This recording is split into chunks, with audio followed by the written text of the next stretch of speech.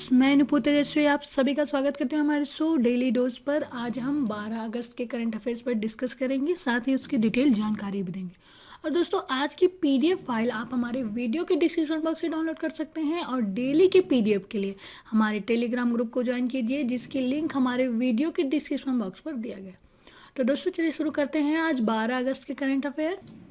तो दोस्तों, आज का हमारा पहला क्वेश्चन है, विश्व हाथी दिवस प्रतिवर्ष कब मनाया जाता है? इसका आंसर है बी आंसर सही है हमारा, 12 अगस्त को। विश्व हाथी दिवस मनाया जाता है 12 अगस्त को हर साल। और इसके साथ ही विश्व हाथी दिवस का लक्ष्य हाथी संरक्षण पर लोगों में जागरूकता पैदा करना और जंगली तथा पालतू हाथियों के बेहतर संरक्षण और प्रबंधन के लिए जानकारी और सकारात्मक समाधानों को साझा करना है। ठीक है दोस्तों, तो याद रखिएगा, विश्व हाथी दिवस हर साल मनाया जाता है 12 अगस्त को। और दोस्तों, विश्व हाथी दिवस के कार्यक्रम के अवसर पर मानव हाथी टकराव पर एक सुरक्षा नामक राष्ट्रीय पोर्टल का बीटा संस्करण भी लॉन्च किया गया। सुरक्षा नामक एक राष्ट्रीय पोर्टल लॉन्च किया गया। यह पोर्टल वास्तविक समय पर जानकारी की संग्रह और सही समय पर मानव हाथी टकराव को निपटाने के लिए आंकड़ा संग्रह, प्रोटोकॉल, डेटा ट्रांसमिशन पाइपलाइन और डेटा विजुअलाइजेशन टूल सेट को करने में मदद करेगा। और दोस्तों, हाथी परियोजना के बारे में भी जान लेते हैं। हाथी भारत के प्राकृतिक धरोहर पशु है और इसके संरक्षण के लिए भारत सरकार के पर्यावरण एवं वन मंत्रालय ने 1991-92 में हाथी परियोजना की शुरू की थी। और इसके साथ ही इस परियोजना को आंध्र प्रदेश, अरुणाचल प्रदेश, असम, झारखंड, कर्नाटक, केरल, मेघालय, नागालैंड, उड़ीसा, तमिलनाडु, उत्तराखंड, उत्तर प्रदेश और पश्चिम बंगाल राज्यों में क्रियान्वित किया जा रहा है। ओके दोस्तों, तो यहाँ याद रखिएगा, हाथी परियोजना की शुरुआत कब हुई थी? 1991-92 में इसकी शुरू। 12 अगस्त विश्व हाथी दिवस के अवसर पर सुरक्षा राष्ट्रीय पोर्टल लॉन्च किया गया। और दोस्तों, महत्वपूर्ण दिवस के बारे में बात हो रही है, तो चलिए अगस्त माह में जो महत्वपूर्ण दिवस है उनके बारे में उसको रिवाइज कर लेते हैं। 3 अगस्त को विश्व संस्कृत दिवस मनाया गया था। श्रावण पूर्णिमा के दिन विश्व संस्कृत दिवस मनाया जाता है हर साल, और इस साल 3 अगस्त को विश्व संस्कृत दिवस मनाया गया। 6 अगस्त को जापान के हिरोशिमा और नागासाकी में हुए परमाणु बम हमले की 75वीं वर्षगांठ मनाई गई। 7 अगस्त को राष्ट्रीय हथकरघा दिवस मनाया गया। क्या मनाया गया? 7 अगस्त को राष्ट्रीय हथकरघा दिवस मनाया गया। और 9 अगस्त को विश्व जनजाति दिवस मनाई गई। ओके दोस्तों, तो इन चीजों को भी याद रखिएगा। और विश्व हाथी दिवस मनाया गया 12 अगस्त को। चलिए दोस्तों, आगे बढ़ते हैं। हमारा अगला क्वेश्चन है, किस राज्य में पहला रेशम प्रशिक्षण व उत्पादन केंद्र स्थापित किया जाएगा? इसका आंसर है डी आंसर सही है हमारा, हिमाचल प्रदेश राज्य में पहला रेशम प्रशिक्षण व उत्पादन केंद्र स्थापित किया जाएगा। खादी और ग्रामोद्योग आयोग ने अरुणाचल प्रदेश राज्य में रेशम के प्रशिक्षण व उत्पादन केंद्र के स्थापक दोस्तों, खादी और ग्रामोद्योग आयोग ने हिमाचल प्रदेश राज्य में रेशम के प्रशिक्षण व उत्पादन केंद्र की स्थापना का निर्णय लिया है। और इस केंद्र को सितंबर 2020 के पहले सप्ताह में लॉन्च किया जाएगा। केवीआईसी हथकरघा और रेशम रीलिंग मशीन जैसी मशीनरी भी प्रदान करेगा। और यह केंद्र 25 स्थानीय कारीगरों को प्रशिक्षण प्रदान करेगा। इस क्षेत्र में बुनाई गतिविधियों को बढ़ावा देगा। भारत दुनिया में रेशम का दूसरा सबसे बड़ा उत्पादक है। ओके दोस्तों, इन चीजों को भी याद रखिए। और दोस्तों, हिमाचल प्रदेश के बारे में बात हो रही है, तो हिमाचल प्रदेश में हाल ही में हिमाचल गृहिणी सुविधा योजना के तहत सभी घरों को गैस कनेक्शन देने वाला देश का पहला राज्य बन गया है। और प्रवासियों का डेटाबेस बनाने के लिए online portal skill register launch किया गया। और साथ ही बता दें, हिमाचल प्रदेश 2022 तक प्राकृतिक तरीके से खेती करने वाला प्रदेश बनाने का लक्ष्य रखा है। और हाल ही में केंद्रीय मानव संसाधन विकास मंत्री श्री रमेश पोखरियाल निशंक ने हिमाचल प्रदेश के सिरमौर में भारतीय प्रबंधन संस्थान की नींव रखी। ओके दोस्तों, तो इन चीजों को भी याद रखिएगा। और साथ ही बता दें, हिमाचल प्रदेश की स्थापना 25 जनवरी 1971 में हुई। राजधानी है शिमला ग्रीष्मकालीन, और शीतकालीन राजधानी है धर्मशाला।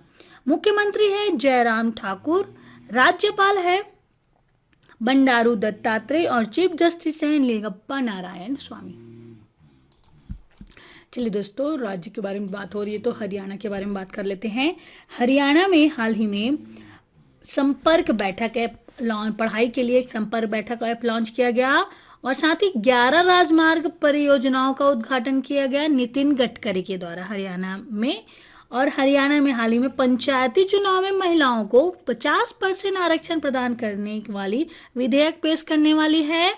और उसके साथ ही ईडीसी एक्सटर्नल डेवलपमेंट चार्ज और आईडीसी इंफ्रास्ट्रक्चर डेवलपमेंट चार्ज की लंबित देयताओं की एक मुश्त वसूली के लिए समाधान से विकास योजना नामक योजना की शुरुआत हुई हरियाणा में। ओके, और हरियाणा में हाल ही में परिवार पहचान पत्र भी लॉन्च किया गया, और इसके साथ ही महिला एवं किशोरी सम्मान योजना और मुख्यमंत्री दूध उपहार योजना की भी शुरुआत हुई हरियाणा में। ओके दोस्तों, तो इन चीजों को याद रखिएगा।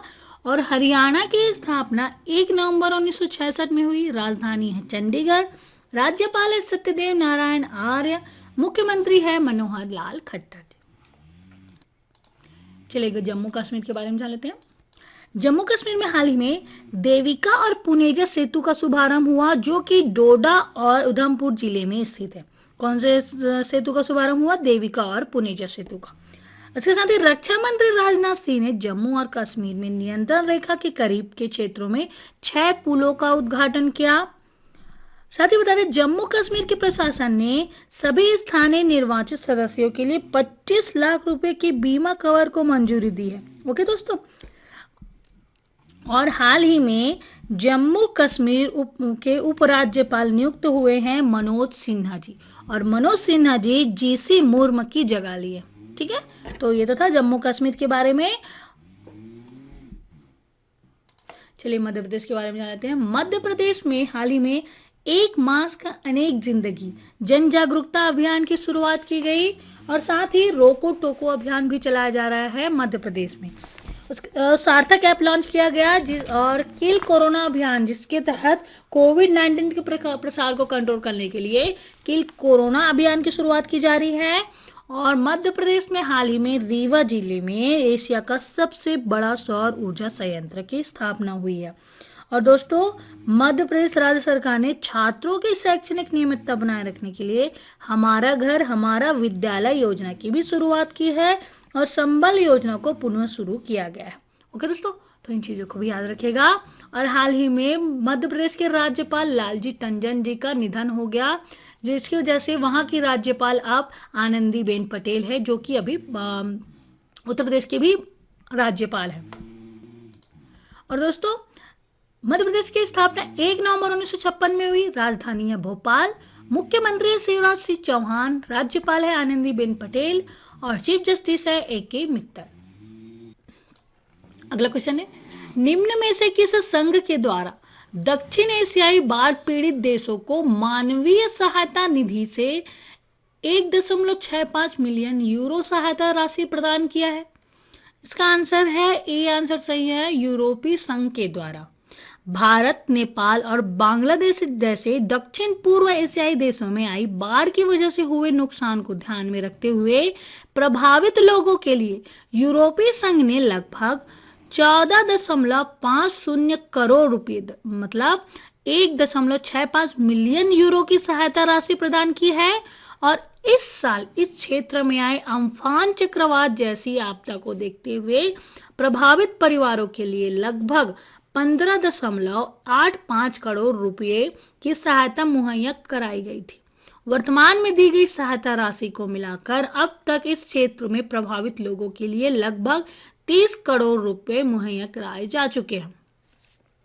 दोस्तों, यूरोपीय संघ के बारे में बात हो रही है, तो यूरोपीय संघ कुल 27 देशों की एक आर्थिक और राजनीतिक सहभागिता है।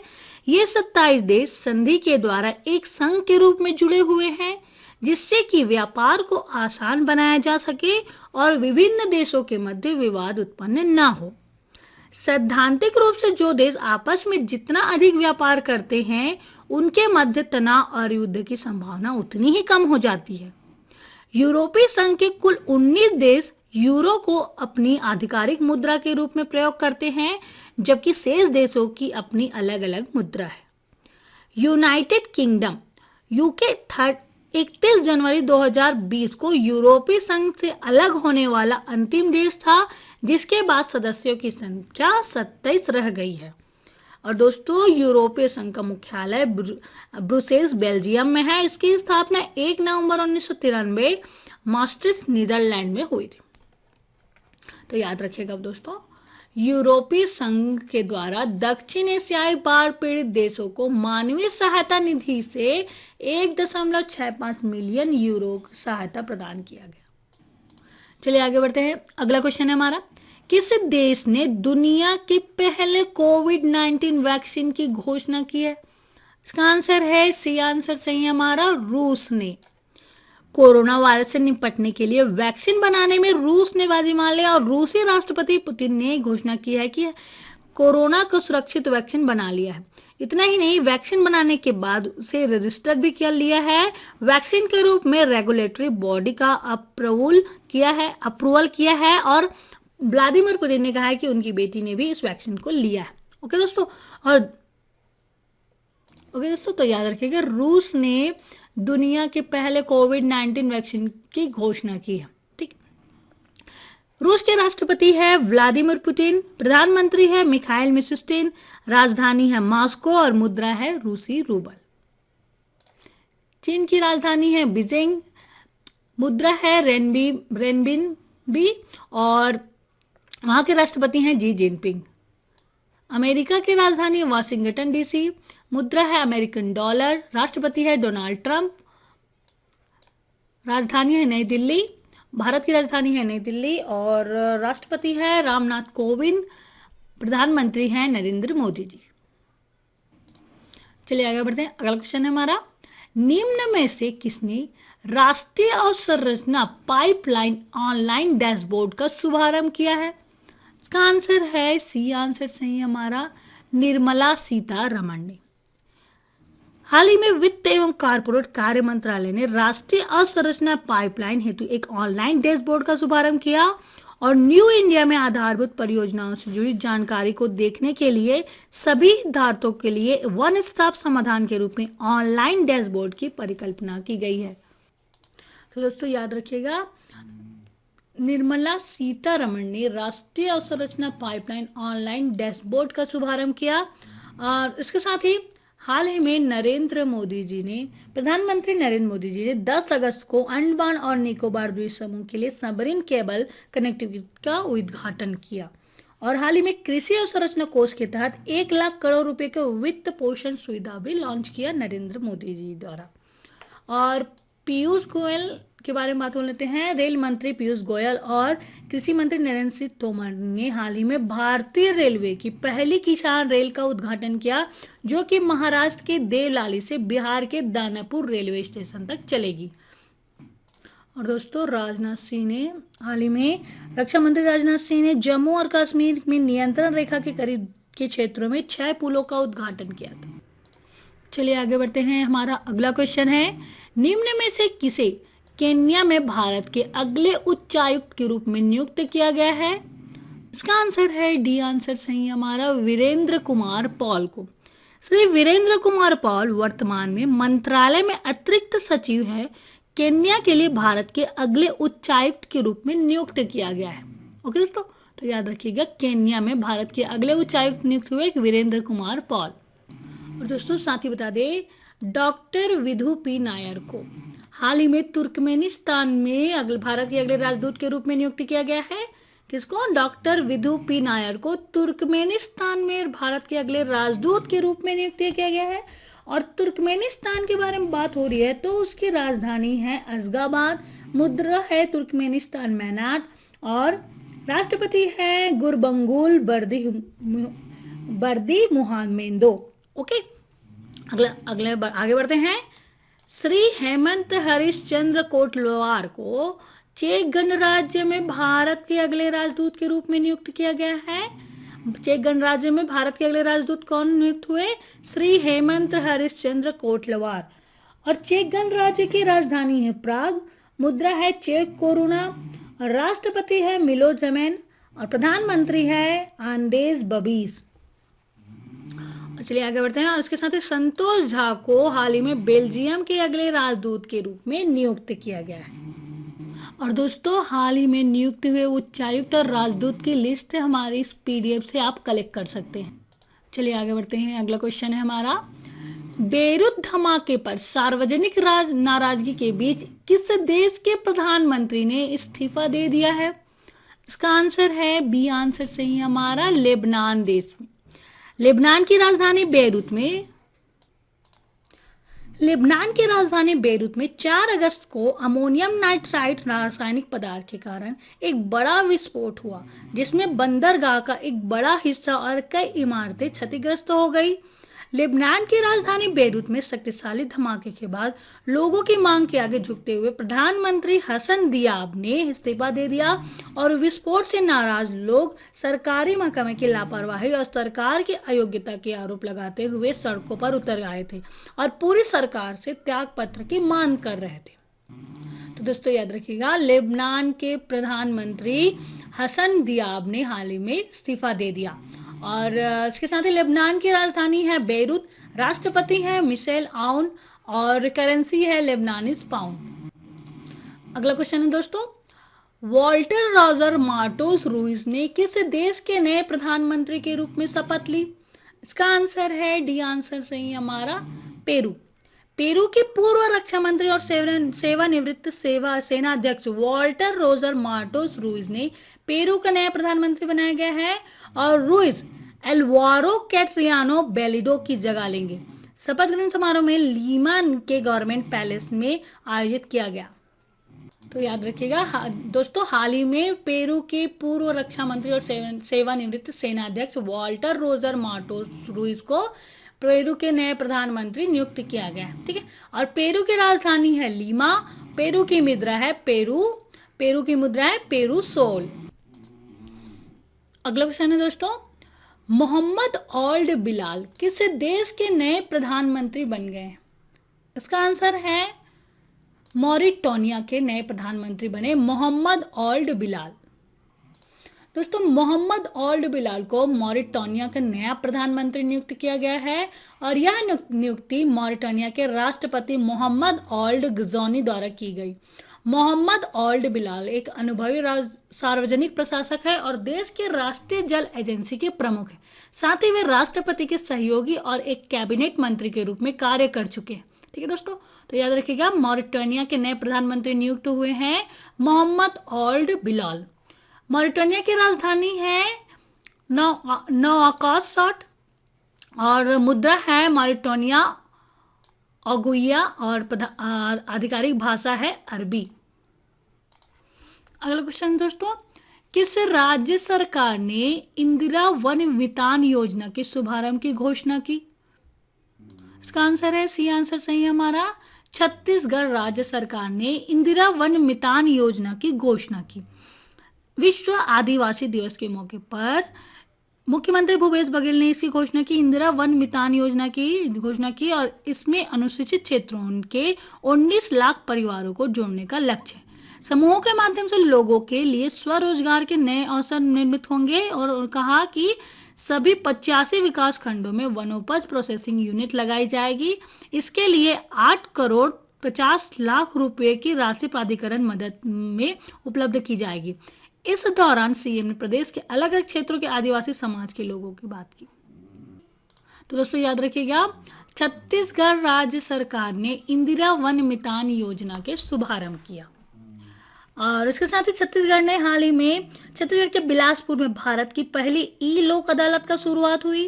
और इसके साथ ही छत्तीसगढ़ राज्य सरकार ने गोधन न्याय योजना की शुरुआत की, जिसमें 2 रुपये प्रति किलोग्राम से गोबर खरीदे जाएंगे।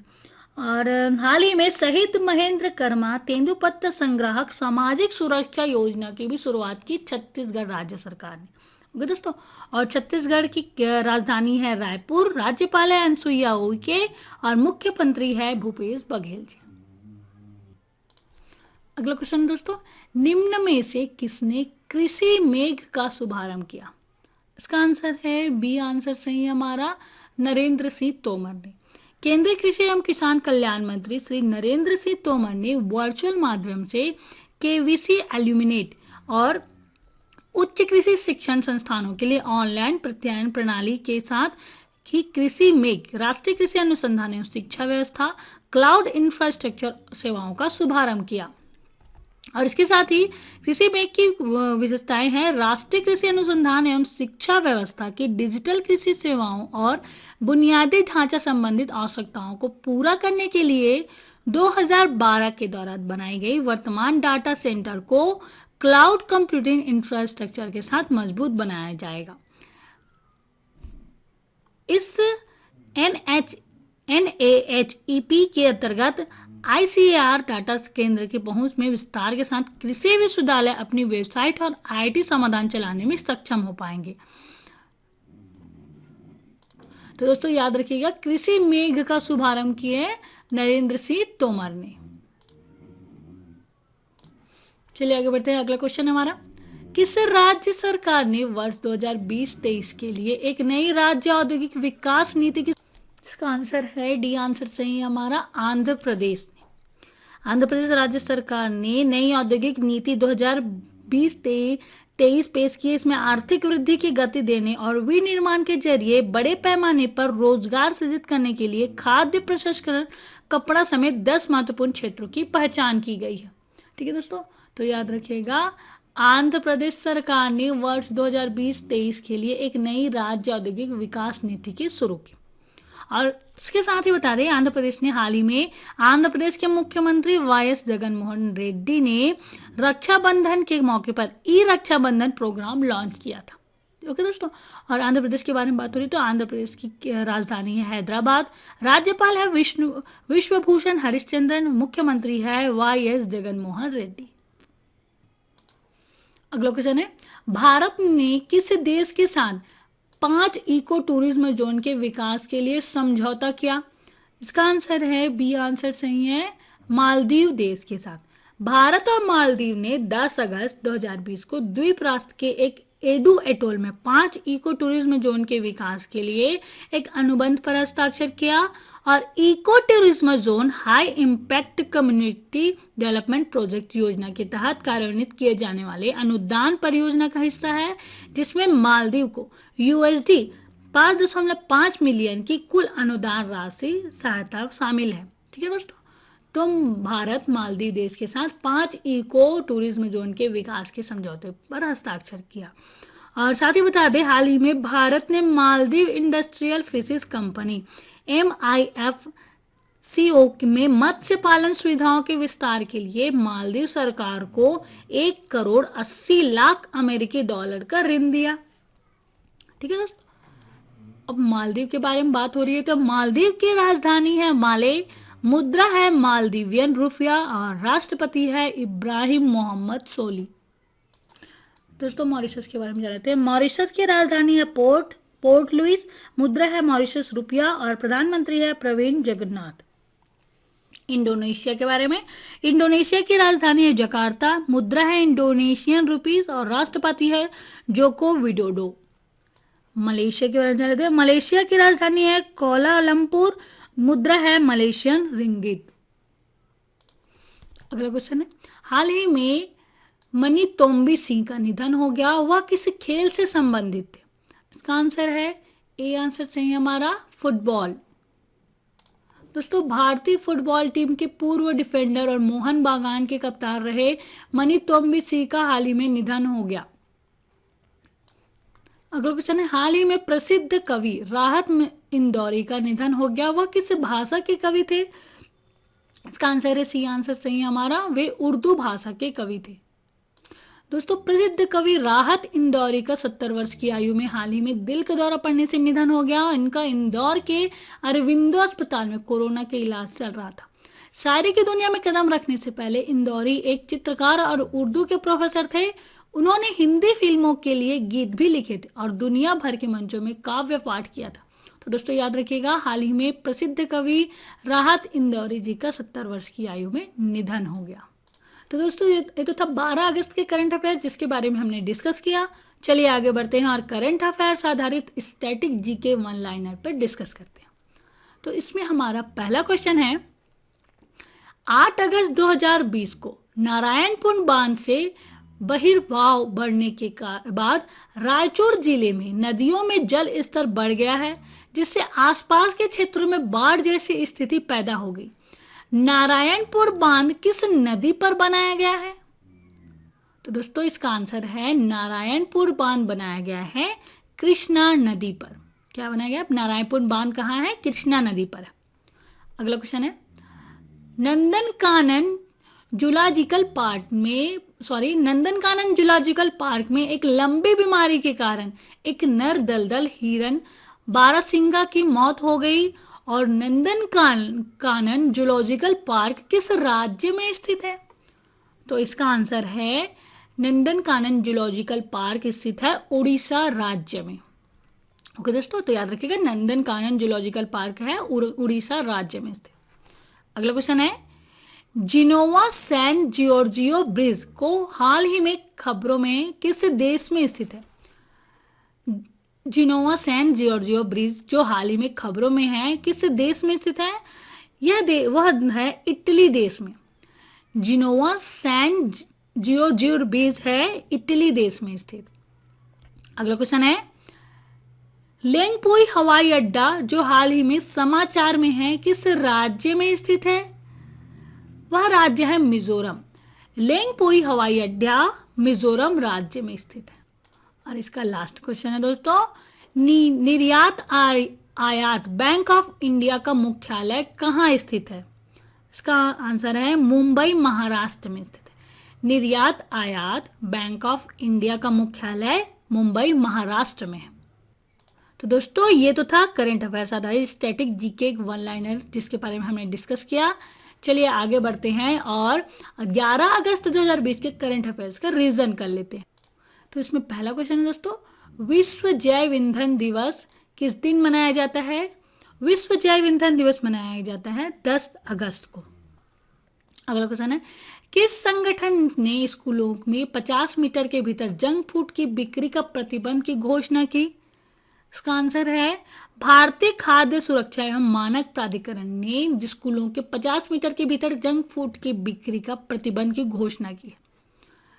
आगे बढ़ते हैं, किस देश ने हिंद महासागर में देश की दक्षिण पूर्वी तट पर फंसे जापान के स्वामित्व वाले एक जहाज से तेल का रिसाव शुरू होने के बाद पर्यावरणीय आपातकाल की घोषणा की? वह देश है मॉरिशस। अगला क्वेश्चन है, प्रधानमंत्री नरेंद्र मोदी ने हाल ही में वीडियो कॉन्फ्रेंसिंग के जरिए कृषि अवसंरचना कोष एग्रीकल्चरल इंफ्रास्ट्रक्चर फंड के तहत कितने लाख करोड़ रुपए की सुविधा वित्त पोषण सुविधा लॉन्च किया है? इसका आंसर है, 1 लाख करोड़ रुपए की वित्त पोषण सुविधा लॉन्च किया है। अगला क्वेश्चन है, देश में रक्षा उपकरणों का उत्पादन बढ़ाने के लिए सरकार ने कितने उपकरणों के आयात पर रोक लगाई है? इसका आंसर है, 101 उपकरणों के आयात पर रोक लगाई। अगला क्वेश्चन है, श्रीलंका में किसने चौथी बार देश के प्रधानमंत्री के रूप में शपथ ली? इसका आंसर है, महिंदा राजपक्षे ने चौथी बार श्रीलंका के प्रधानमंत्री के रूप में शपथ ली। अगला क्वेश्चन, किसे उज्बेकिस्तान गणराज्य में भारत के अगले राजदूत के रूप में नियुक्त किया गया है? उनका नाम है मनीष प्रभात को उज्बेकिस्तान गणराज्य में भारत के अगले राजदूत के रूप में नियुक्त किया गया। 8वां क्वेश्चन है, डेमोक्रेटिक रिपब्लिक ऑफ कांगो में भारत के अगले राजदूत के रूप में नियुक्त हुए हैं। उनका नाम है Ramkaran Verma. Democratic Republic of Congo में भारत के अगले राजदूत नियुक्त हुए रामकरण वर्मा। अगला क्वेश्चन है, पीएम नरेंद्र मोदी ने 10 अगस्त 2020 को पनडुब्बी ऑप्टिकल फाइबर केबल का उद्घाटन किया। इस परियोजना के तहत 2300 किलोमीटर लंबी केबल चेन्नई के साथ किस केंद्र शासित प्रदेश को जोड़ेगी? वह केंद्र शासित प्रदेश है अंडमान और निकोबार द्वीप समूह। वंदे भारत मिशन के तहत भारत लाए जा रहे हवाई यात्रियों की मदद के लिए भारत के किस एयरपोर्ट में एयर सुविधा पोर्टल तैयार किया है? वह एयरपोर्ट है दिल्ली एयरपोर्ट में। अगला क्वेश्चन है, सरकार ने निर्यातकों के लिए करों और शुल्कों की प्रतिपूर्ति की अधिकतम सीलिंग दरें तय करने के लिए एक 3 सदस्यीय समिति का गठन किया। इस समिति के अध्यक्ष होंगे जी.के. पिल्लई। अगला क्वेश्चन है, हाल ही में रेल मंत्रालय ने वीडियो कॉन्फ्रेंसिंग के माध्यम से किस शहर में रेलवे के लिए एक समर्पित संग्रहालय का उद्घाटन किया? वह शहर है कर्नाटक के हुबली रेलवे स्टेशन में। ठीक है। अगला क्वेश्चन है, किसने भारत इलेक्ट्रॉनिक्स ली के अत्याधुनिक मरीज इंटीग्रेशन फैसिलिटी का उद्घाटन किया? उनका नाम है राजनाथ सिंह ने। राजनाथ सिंह ने भारत इलेक्ट्रॉनिक्स ली के अत्याधुनिक मरीज इंटीग्रेशन फैसिलिटी का उद्घाटन किया। अगला क्वेश्चन है दोस्तों, फ्लिपकार्ट ने किस राज्य सरकार की एक जिला एक उत्पादन योजना से जुड़ने के लिए एक करार किया है? वह राज्य है उत्तर प्रदेश के साथ फ्लिपकार्ट ने एक जिला एक उत्पाद योजना की शुरुआत की। और दोस्तों 11 अगस्त के रिवीजन का लास्ट क्वेश्चन है, तेलंगाना से 8 बार से सांसद नंदी एलैया का हाल ही में निधन हो गया। वह किस राजनीतिक दल से संबंधित है? इसका आंसर है, वह दल है भारतीय राष्ट्रीय कांग्रेस दल से संबंधित थे। तो दोस्तों ये तो था 11 अगस्त के करंट अफेयर्स का रिवीजन। तो दोस्तों आज का वीडियो कैसा लगा प्लीज़ हमें कमेंट करके बताइए। अच्छा लगे तो लाइक कीजिए और ज़्यादा से ज़्यादा अपने दोस्तों को शेयर कीजिए। अभी तक आपने हमारे चैनल को सब्सक्राइब नहीं किया है तो प्लीज़ सब्सक्राइब कीजिए और डेली के नोटिफिकेशन के लिए बेल आइकॉन को प्रेस कीजिए। तो दोस्तों कल फिर मिलते हैं एक नए वीडियो के साथ। तब तक के लिए good day, bye, thank you.